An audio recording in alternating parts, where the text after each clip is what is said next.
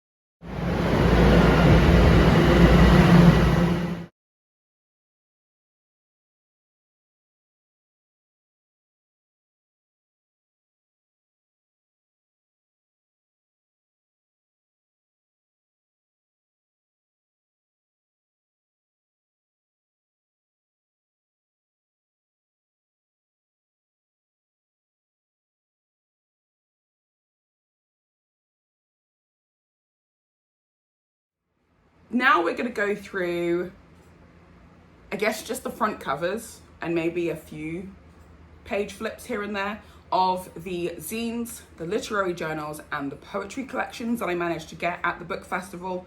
I'm really excited to share these with you. I don't know very much about the artists, the writers, the poets, the editors, you name it. I don't know a great deal, and that was actually basically my mission for going to the book festival in the first place. Unfortunately, what I did not want to get, at least this time around, since I found out that Word on the Street is something that's produced every single year, or at least put on every single year. So next time I wouldn't mind then going for more novels and things, but this time around I just wanted to get copious amounts of what I call shorter fiction, shorter literature, so that I could just delve in and learn and analyze, I guess you could say. But anyway, let's go into my haul of sorts. Inside that paper bag that I got as a mystery bag, which only cost me like $5, which I bought from the Broken Pencil booth, I had no idea what was going to be inside. I thought $5 is a really great deal, and if I get a free magazine from Broken Pencil, which I believe only comes out 4 times a year, I think they bring out 4 issues a year. So this is from Winter 2020. Winter 2020? That sounded very strange for a second there. So Winter 2020, that was inside the mystery bag. And then I got a bunch of zines, which was really cool. So the zines come in all different shapes and sizes. And the zines were from all different kind of genres, from poetry to art to photography collections to poetry, you name it. There was just different types of prose and fiction and art that was available. So as you can see, these are 2 very different sized zines that were available. And the designs on the covers were just so nice. It was actually really nice. I was like, wow, these are so nicely produced and well, like wonderfully printed. So it kind of gave me a little bit of an inspirational kick, I guess you could say. My poetry collection that I came out with a couple of years ago, which I don't really talk about because I'm quite embarrassed by it. I really should just pull it down from Amazon and like change it and format it and change it up and then update it and then put it up as like a second edition or whatever. Was actually intentionally supposed to be a zine. It was supposed to be a zine, and it didn't quite work out that way. It just fell apart, which is why I don't really discuss it or talk about it or discuss my poetry very much either. But seeing how other people have produced and put together zines, it's kind of given me that little bit of a kick, I guess you could say. So once I start reading through them, I don't know what I'm going to learn. I don't know what I'm going to be able to analyze, what I'm going to see from what all of the writers and the poets and the artists have managed to put together. But one thing is for sure, it's going to, I guess, push me into the right creative direction to get a few more creative zines of my own out there eventually. That is the hope, but I don't know, we'll see. I can't tell the future, so we'll just have to see. One of the other booths that happened to be there was from the Immigrant Writers Association. As an immigrant myself, I was really intrigued to find out a bit more about their company. So I managed to pick up both a business card and a little postcard. I have their website loaded up, I just need to read through it. I didn't get to buy any of their fiction works because, like I said, my mission was to get literary journals, poetry books, and zines. So I didn't get any sort of like fiction, works of fiction or works of non-fiction this time around. But hopefully if they're around for next year, I will definitely like to see what other new stuff they come out with. But between now and then, I've already been eyeing up a few of the titles. So hopefully I can get my hands on something. I did manage to get quite a bit of poetry, most of which I haven't decided who I'm going to read first or what I'm going to read first, because I want to read each book slowly, try and read them all at roughly the same time, so that I can get different voices, get their own experiences of how they have experienced life and various subject matters that they happen to go through, that they're trying to express through their form of poetry. At the same time, I've got a very analytical mind, so I want to also take the time to analyze each poem so that I can understand if there's any different sort of ways of approaching the text, not just from a theoretical or a structural point of view, but also from a cultural point of view. Most of the people who are in this collection of poetry books that I managed to get, of which there are quite a few, which looks like that, not everybody is your typical Canadian in that sense. They're mostly going to be people of color, or they're indigenous, etc., etc. So I thought it was really important to highlight those particular voices and spend time with each of those voices.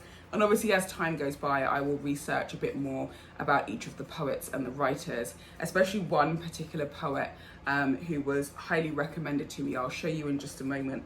So I'm really excited to jump into the unknown and see what I managed to discover and find. Two of the first poetry collections I picked up, You Still Look the Same by Farzana Doctor, published by Freehand Books. So that's the cover. I like. And the other, My Grief the Sun by Sanna Wani. I'm so sorry if I've butchered both of their names. I should have researched beforehand, but I guess I'm just so excited about wanting to delve into these particular collections. They were highly touted. When I was asking one of the people at the booths that I'd gone to about what they would recommend as something for me as an outsider, a newbie, someone who has absolutely no idea or understanding of Canadian poetry or Canadian literature yet, what they would highly recommend, these were the two books that were highly recommended. So I was really happy to pick them up. The funny thing as well, which created a bit of anxiety, was the fact that the author or the poet of this particular book by Sanna Wani, she was actually there for the entire weekend. So I was told, yeah, if you see her, she's really great. You should just go over and like ask her to sign the book and like have a conversation with her. So I started freaking out, and upon getting these two books, I immediately put the other book in front because I did not want her to bump into me. I have such intense social anxiety when someone says, oh, go and meet this person. If I'm not in control of that whole situation, it's not happening. So even though I was really excited and really chuffed, really happy about getting my first two poetry collections, literally within like a few minutes of arriving at the book festival, I immediately started feeling very anxious, and I was very aware of, not only did I not know what the poet looked like, I really didn't want them to approach me. I would have been terrified. So yeah, I was really happy that I got these particular books. I'm really glad that I now have them at home, so I will be taking my time reading these and seeing what I can learn from both of them. As we continue to work our way around the booths, most of which had like novels and things, which was really nice. But again, my mission was to focus on 3 particular genres of literature. I did come across 2 booths that were kind of closely put together, and one of these particular booths was Brick Books. From what I understand, Brick Books is not only a publishing house, but they also happen to have their own store out in London, Ontario, and they also had their own tote bags. So at some point, if I'm able to get my way out to London, Ontario, because a lot of people I've bumped into during my time here, a lot of people have said, oh, you should go and visit, and then that would be hilarious because you're from London in England and this is supposed to be the copy, but it didn't quite work out. So I was like, oh, I've been intrigued. I've been intrigued about wanting to visit London, Ontario for a very long time, and knowing that Brick Books actually happen to have a store there, that's even more of an incentive to go along and visit. Besides picking up books on poetry, I did get 3 postcards. They were free. And on the back of each of these postcards, you've got an excerpt of a poem. Don't know how well you're gonna be able to see that. Hopefully you can see that. So I was like, these are free, they're postcards. My intention was to write the addresses of family and then ship them out to back home so that my family could sort of see some of the literature that I was getting into. But they look so nice that I think I'm just gonna keep them for myself. My family can just see them in photos. They just look really nice. I just like really nice postcards, and I thought maybe I could probably get them framed and put them up in my office area. Who knows? We'll see. But one of the poems on here is the cover of one of the collections written by Louise B. Halfe, also known as Sky Dancer. She's an Indigenous poet who speaks Cree, and I've only seen a few of her videos since getting home and since getting this postcard as well as this particular book, which were highly recommended. The lady at the store was extremely helpful, and she had like the kindest eyes. Like, me and my husband both walked away like, wow, she has really kind eyes. But this is one of those like gold mine books to me, because while I was going there with the intention of trying to find more Canadian literature, get to know what kind of publishing houses are available in Canada as well as in Ontario, one of my gold mine needs and I guess obsessions for that day was to come home with at least one book written by an Indigenous author or an Indigenous poet. If I could find multiple, that would be absolutely fantastic. But this was definitely one of them. Louise B. Halfe, also known as Sky Dancer, is also the poet laureate at the moment. So I was really, really intrigued to find out more about who she is, more about her work, and this is one of the best ways to do that for myself. So I managed to get a hold of one of her books. I know that Brick Books also has a few others by her as well. So my intention is, once I've worked through this one, to go straight onto her next ones. I don't think I'll be able to wait that long, so I'm probably gonna get them way before I finish this one. But it's kept me feeling very excited and also very intrigued. I have no idea what I'm going to learn. I'm sure there's going to be lots of language differences as well. So I'm going to be quite focused and quite adamant about trying to understand a bit more about Cree, understand more about Cree history and stuff. So yeah, I'm just really happy that I managed to get this book. This one was actually highly recommended, so I'm glad that I have it. And it's quite a chunky book too. So I think I'm going to have quite a bit of fun with this one. The other book that I was also highly recommended was Auto War by Assiyah, Jamilla, Touré. On the back here, it says, a visceral, vital, unblinking debut collection of poems exploring the kinesthetic, memory, longing, inherited violence, and the body as a geographical site. So it's basically a poetry collection about how one experiences and deals with trauma. And when the lady I asked to sort of like, because I got there and I was like, when I got to the booth, I basically just said to the lady, like, just show me like a couple of books that you would highly recommend, because I don't know anyone, I don't know anything about Canadian poetry or anything, so I just want to dive in blind. So that's why she highly recommended these 2 books at first. But she was like, not even halfway through her sentence about this book, all I had was the word trauma, and I was like, okay, trauma and creativity put together usually create something pretty amazing. So I was like, yep, I definitely want to check out this book and see what this particular poet has to say about her own trauma and how she deals with it through the cathartic use of poetic language. So I needed to get my hands on this particular book. As I was turning slightly over to the right side, I noticed that at the other end of the booth, there was like a couple of boxes that were kind of stacked up, and they had like these piles of bound poetry collections that were all wrapped in like this really nice hemp. all completely random. And I was like, well, there's 3 in that collection, so why don't I just buy one of the collections that was there? I was a little overwhelmed. I wasn't entirely sure what to go for because, again, I don't know who any of these poets are. I know nothing about these collections. So again, I asked the lady to help me out again, and I was like, just pick a pile, I will buy it. So she picked this one, and the price actually was quite shocking. For 3 poetry collections published by their publishing house, this was $10. So not only did I get this for $10, I got these 2 together for like 20 or something bucks, plus a bunch of free postcards. This pile was getting bigger and bigger and bigger as I was going around, and my hands were getting a little heavy. So I knew at that point I needed to find a stall that had any or one of or some kind of tote bag available so that I could also put them all into a tote bag and take them home with me as like a little memory, little souvenir from being at Word on the Street in Toronto 2022. So that's what I did. I kept going around, and did I find a booth? Not right away. I kept going, kept walking. As far as magazines, quarterlies, literary journals and such like are concerned, there were 2 companies that I wanted to focus on and hoped that I was going to be able to try and get at least 1 issue from both stalls.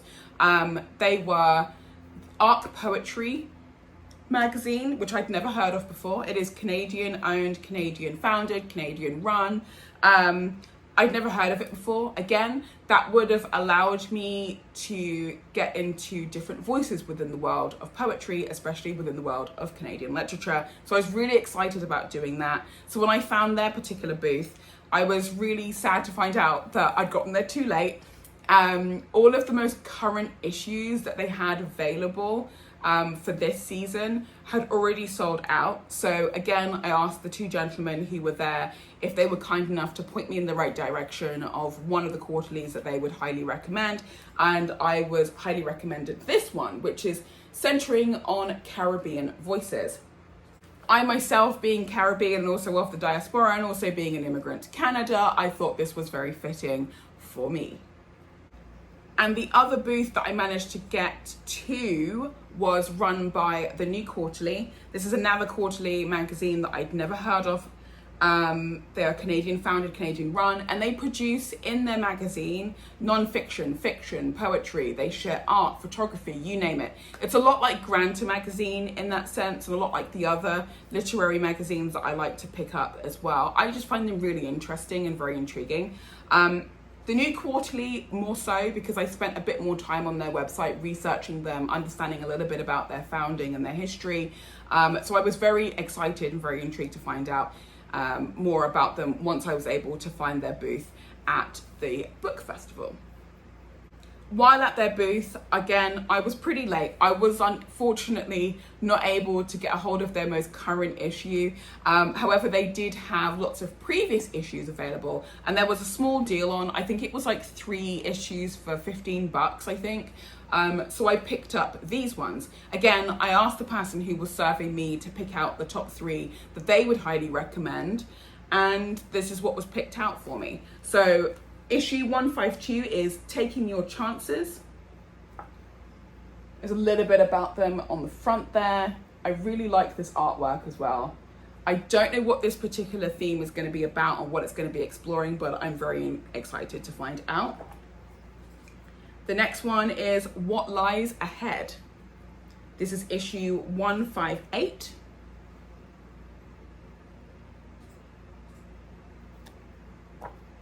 And the next was issue 161, Constant Disruption of Patterns. And I don't know what it is, but I really like that painting on the front. I think it's really cool. So yeah, this is just an entire pile of magazines and poetry collections I was very successful in getting. I was very, very, very happy with what I got. And I cannot wait to go back to Word of the Street next year just to see what else is going on. Probably next year, I would probably look for more fiction and non-fiction, so much longer form texts if I can. But again, if I happen to find more poetry, because I just love poetry, I'm probably gonna always have a little space in my tote bag for more poetry. speaking of tote bags, one of my goals, besides getting all of this literature, was to get a tote bag for that day.